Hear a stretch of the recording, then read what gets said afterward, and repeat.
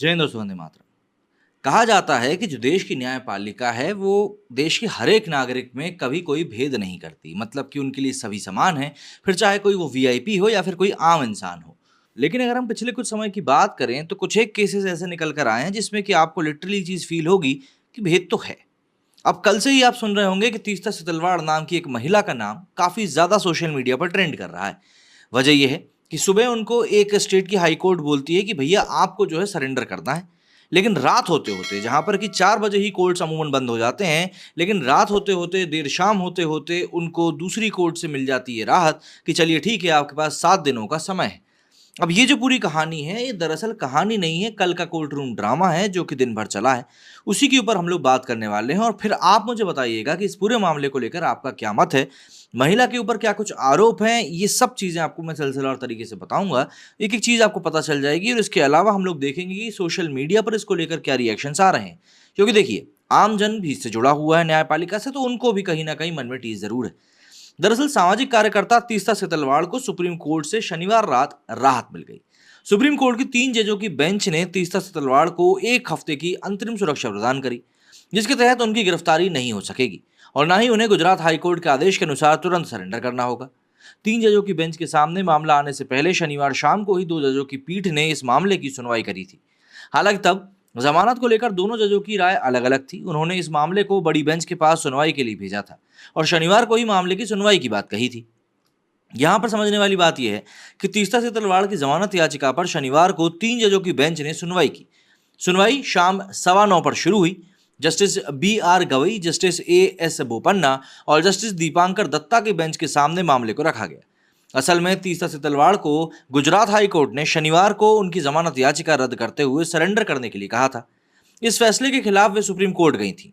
दरअसल 2002 के गोधरा दंगा मामले में गुजरात हाई कोर्ट के नियमित जमानत खारिज करने के फैसले को सुप्रीम कोर्ट में तीस्ता से तलवाड़ ने चुनौती दी। गुजरात हाई कोर्ट ने तीस्ता सीतलवाड़ को नियमित जमानत की याचिका को खारिज करते हुए सीतलवाड़ को इस मामले की जांच कर रही एसआईटी के सामने तुरंत आत्मसमर्पण मतलब सरेंडर करने के आदेश दिए थे।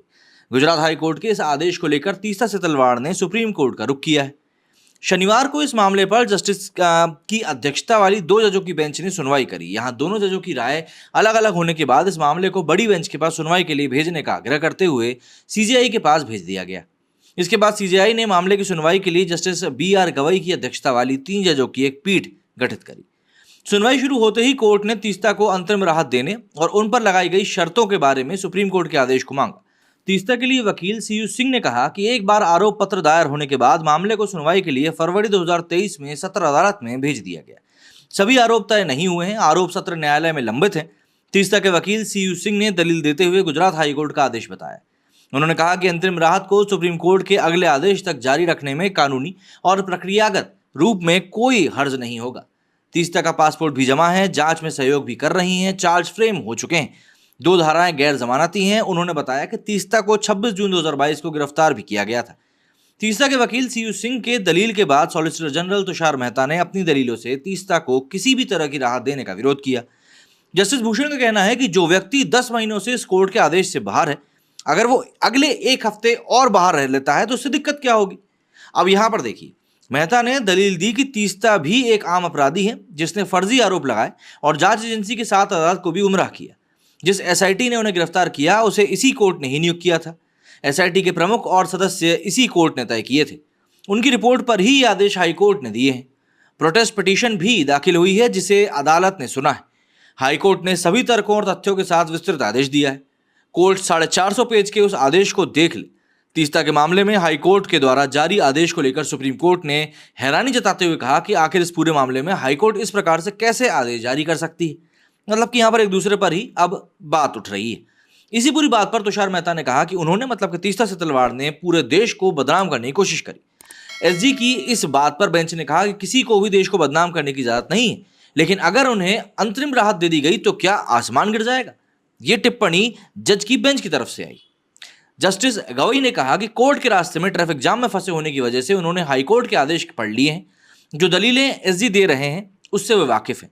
कोर्ट ने कहा कि कोई सामान्य आरोपी जिसकी अंतरिम जमानत खारिज हो गई हो वो सुप्रीम कोर्ट तो आता ही है।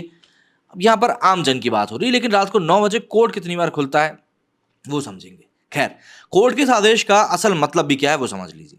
तमाम दलीलें सुनने के बाद सुप्रीम कोर्ट ने तीसरा सितलवाड़ को 1 सप्ताह की सुरक्षा दी है। इसके साथ ही कहा है कि मामले को उचित पीठ के समक्ष रखा जाएगा। कोर्ट के इस आदेश का सीधा सीधा मतलब यह है कि तीस्ता को अब सरेंडर नहीं करना पड़ेगा। उनकी गिरफ्तारी पर हफ्ते भर के लिए रोक लगा दी गई है। सुप्रीम कोर्ट के 3 जजों की पीठ ने गुजरात हाईकोर्ट के आदेश पर अमल को हफ्ते भर से रोक दिया है। कोर्ट ने कहा है कि इस दौरान तीस्ता की गिरफ्तारी पर रोक रहेगी। इस बीच तीस्ता सुप्रीम कोर्ट की नियमित पीठ के समक्ष गुजरात हाईकोर्ट के आदेश को चुनौती दे सकती है। इससे पहले तीस्ता सितलवाड़ ने जब शाम को सुप्रीम कोर्ट का रुख किया था और हाईकोर्ट के आदेश को चुनौती दी थी, तब शाम 6:30 बजे कोर्ट ने मामले की सुनवाई की थी। उस दौरान उन्हें कोर्ट से कोई राहत नहीं मिली थी, बल्कि मामला बड़ी बेंच के पास भेज दिया गया था। सुनवाई कर रहे दोनों जजों के फैसले पर एक राय नहीं थी, इसीलिए यह फैसला लिया गया था कि भैया अगर राहत दी जाएगी या नहीं तो इसको हम बड़ी बेंच के पास भेज देते हैं। उचित पीठ के गठन के लिए मामला सीजीआई के समक्ष रखा गया था। मतलब चीजें देखिए अब कितनी जल्दी जल्दी हुई थी। अब जानकारी के मुताबिक तीसरा सितलवाड़ गुजरात हाईकोर्ट के सरेंडर किए जाने के आदेश के खिलाफ ही शनिवार को सुप्रीम कोर्ट पहुंच गई थी। शाम को ही खबर आई कि तीस्ता मामले के में तत्काल सुनवाई हो सकती है। मतलब कि आप देखिए, अमूमन मैंने सुना है कि रविवार को तो भैया छुट्टी रहती है, तो सोमवार को ही सुनवाई होगी, इसीलिए कई लोगों को 2-3 दिन जेल में काटने पड़ जाते हैं। लेकिन यहाँ सब कुछ तुरंत हो रहा था। अब इसके बाद सुनवाई का समय 6:30 बजे सामने आया था। मामले की सुनवाई जस्टिस A.S. ओका और प्रशांत कुमार मिश्रा की बेंच ने करी। इस दौरान वकील C.U. सिंह ने सुप्रीम कोर्ट के पुराने फैसलों और आदेश का हवाला देते हुए राहत की गुहार लगाई। वहीं गुजरात सरकार के वकील ने भी अपनी दलील रखी। कोर्ट ने कहा कि हमें आदेश को देखना पड़ना होगा, सोमवार को भी सुनवाई हो जाए तो क्या ही होगा। इसके ऊपर तीस्ता के वकील ने कहा कि उन्हें आत्मसमर्पण करना होगा और उनकी गिरफ्तारी होगी। मतलब अब आप जरा समझिए कि कितने गंभीर है कोर्ट इसको लेकर कि सामने वाले को आत्मसमर्पण ना करना पड़े। अब सुप्रीम कोर्ट की जो टिप्पणी है कि आसमान नहीं गिर जाएगा अगर व्यक्ति को हम थोड़ी प्रोटेक्शन दे देंगे, तो सुप्रीम कोर्ट ने कहा कि अगर मामले की सुनवाई मंगलवार को हुई तो आसमान नहीं गिरने वाला। बेहतर हो कि तब तक कोई कार्रवाई ना हो। उन्होंने कहा कि वे 10 महीने से ज्यादा जमानत पर थीं, अगले 72 घंटे में आखिर क्या ही बिगड़ जाएगा। मतलब कि कोर्ट ने मंगलवार की तारीख दी है और ताकि वो मंगलवार तक आत्मसमर्पण से बच जाएं, सिर्फ इसीलिए उनको ये अंतरिम सुरक्षा दी गई है। अब कोर्ट ने कहा कि इस अदालत ने उन्हें अंतरिम जमानत पर रिहा करके अंतरिम सुरक्षा प्रदान की है। तीस्ता की जमानत याचिका पर सुप्रीम कोर्ट में दोनों जजों की राय अलग रही। मामले को सीजीआई के पास भेजा गया और 3 जजों की बेंच का गठन करने के लिए कहा गया। सुप्रीम कोर्ट ने तीस्ता के मामले में सुनवाई करते हुए इस बाबत सुप्रीम कोर्ट के रजिस्ट्रार जनरल को आदेश दिया। पीठ ने कहा कि मामले को चीफ जस्टिस के पास तुरंत भेजा जाए, ताकि इस मामले में चीफ जस्टिस 3 जजों की बेंच का गठन कर सके और इस मामले की सुनवाई की जाए। सुप्रीम कोर्ट में सुनवाई के दौरान गुजरात सरकार ने कहा कि तीस्ता ने गवाहों और सबूतों के साथ छेड़खानी करी है। गुजरात सरकार ने कहा कि तीस्ता ने सभी संस्थानों को धोखा दिया और लोगों को बदनाम किया है। तीस्ता ने न्यायिक प्रक्रिया को गलत तरीके से जानकारी देकर गुमराह किया। तुषार मेहता ने कहा कि 3 जजों की बेंच ने कहा था कि तीस्ता ने गवाहों को सिखाया है। बता दें कि गुजरात हाईकोर्ट ने शनिवार को सामाजिक कार्यकर्ता के नाम से मशहूर तीस्ता सितलवाड़ की नियमित जमानत याचिका खारिज करने के बाद उन्हें तुरंत आत्मसमर्पण करने का निर्देश दिया था। दरअसल तीस्ता पर 2002 के गोधरा कांड के बाद हुए दंगों से संबंधित मामलों में कथित तौर पर सबूतों से छेड़खानी करने और गवाहों को प्रशिक्षित करने का आरोप है। अदालत ने सुप्रीम कोर्ट जाने के आदेश पर रोक लगाने के लिए उनके वकील के अनुरोध को भी खारिज कर दिया। गुजरात दंगों से जुड़े एक मामले में गिरफ्तार की गई तीस्ता सितलवाड़ पिछले साल सितंबर में सुप्रीम कोर्ट से जमानत ली थी, जिसके बाद उन्हें अहमदाबाद की साबरमती महिला जेल से रिहा किया गया था। इसी के साथ कोर्ट ने कहा था कि उनकी रेगुलर बेल पर हाई कोर्ट फैसला सुना सकता है। फिलहाल के लिए उन्हें अंतरिम जमानत दे दी गई है। अपने आदेश में कोर्ट ने यह भी साफ कर दिया था कि तीस्ता को अपना पासपोर्ट सरेंडर करना पड़ेगा। जब तक कोई हाई कोर्ट से उन्हें रेगुलर बेल नहीं मिल जाती, वे देश से बाहर नहीं जा सकती। अब आरोप क्या है तीस्ता पर, यह समझ लीजिए। तीस्ता पर आरोप है कि उन्होंने गवाहों को भड़काया। सुप्रीम कोर्ट ने गुजरात के तत्कालीन मुख्यमंत्री, अब के प्रधानमंत्री नरेंद्र मोदी को क्लीन चिट दिए जाने की एसआईटी रिपोर्ट को चुनौती देने वाली जाकिया जाफरी की याचिका पर सुनवाई करते हुए कहा था कि तीस्ता सितलवाड़ अपने स्वार्थ सिद्ध करने में जुटी रही। कोर्ट ने संजीव भट्ट और आरबी श्री कुमार की ओर से झूठा हलफनामा दायर किए जाने का भी जिक्र किया था।